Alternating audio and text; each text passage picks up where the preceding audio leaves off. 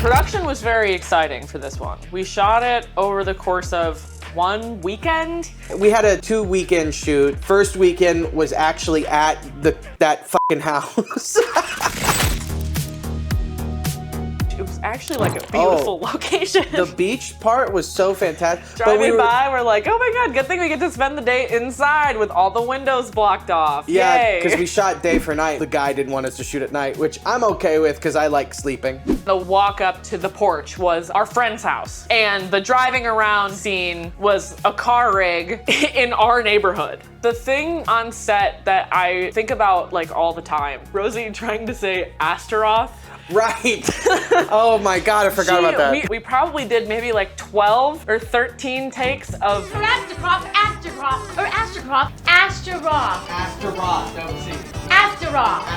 Because I'm getting pissed. Ready? And so that fucking house. the poor gaffers in that house. Every time we plugged in more than 4 lights, the breaker would go off and we would have to reset it. And so we were only really working with like 3 lights the entire project. A bunch of MCs. We had a lot of battery powered things, which helped. But of course, when they die,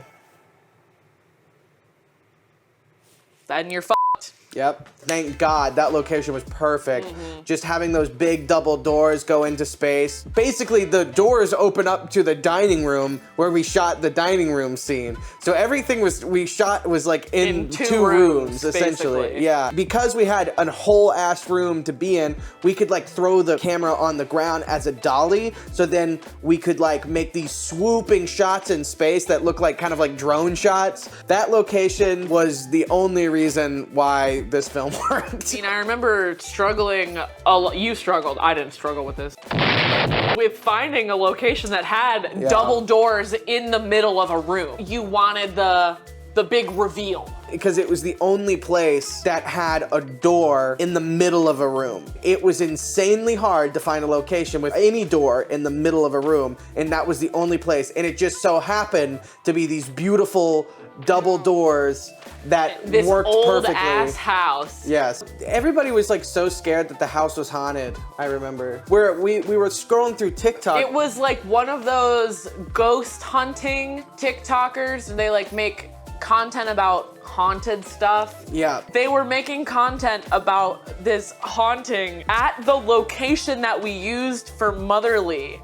What's behind the door? Oh my God, it's a clown. I've shot with like Reds before and all that stuff, but this is the first time I actually got to shoot on an ARRI camera. You didn't shoot on the ARRI. Well, Sammy did. Sammy brought his anamorphic lenses. I don't remember what they are. It looked great. I think Sammy did a great job, despite not having all the lighting abilities he could. Sammy's been our DP for a couple of things, and he's truly a gem. God bless his heart. He flew all the way from Ohio to film in LA. It's just so much easier to work with him on stuff because he and I have like a rapport. We know how each other's flow work. It's so important to have somebody who you can trust inherently. I think brainwashing sounds kind of nice. You know, you wash your car, why not your brain?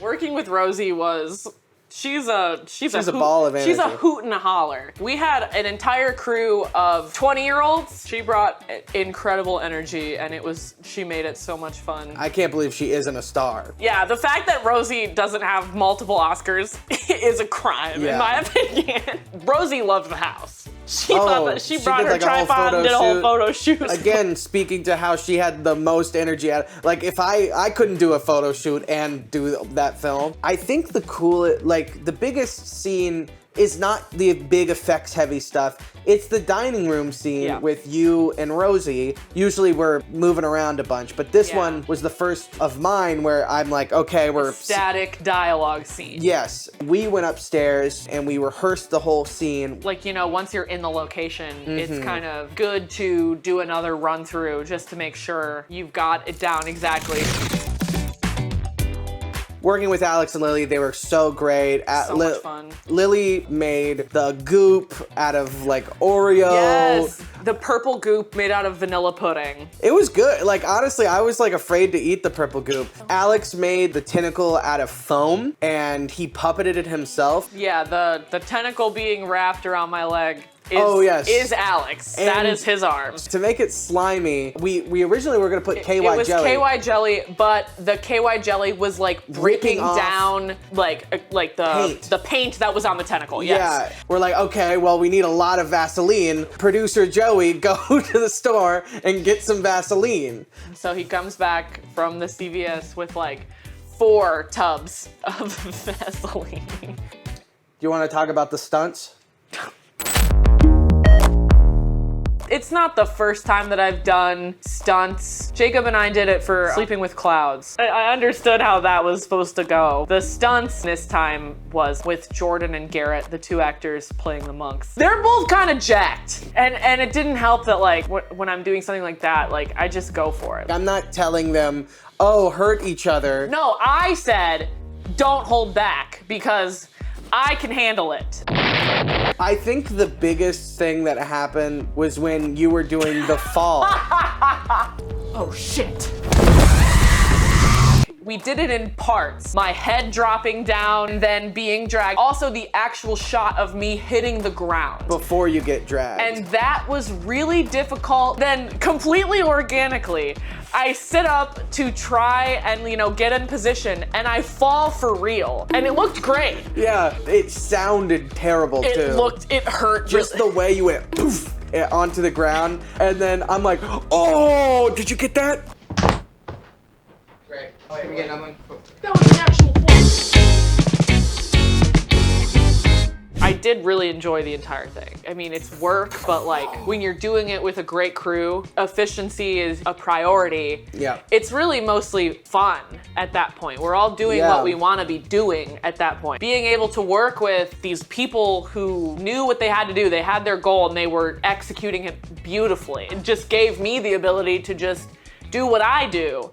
And that was just really fun. We got done on time pretty much every single day or early. I think in the realm of working indie and having smaller budget productions, I think being prepared and focusing on efficiency in that way also is like a money-saving practice. And we had to do a lot. Yeah, there were a lot of shots, a lot of different things that had to be accomplished, and we only had the location for 2 days. Yeah. Because if you are not like paying attention and you need your location for like an extra day, that's an extra day of money that you have to spend. If you want to watch the short film, you can click right there and watch it. If you want to watch how we did the pre-production, you can watch that here, or the post-production as well. But thank you for watching. Please remember to subscribe and Hit that like button. rate this YouTube video making of 5 stars on Letterboxd.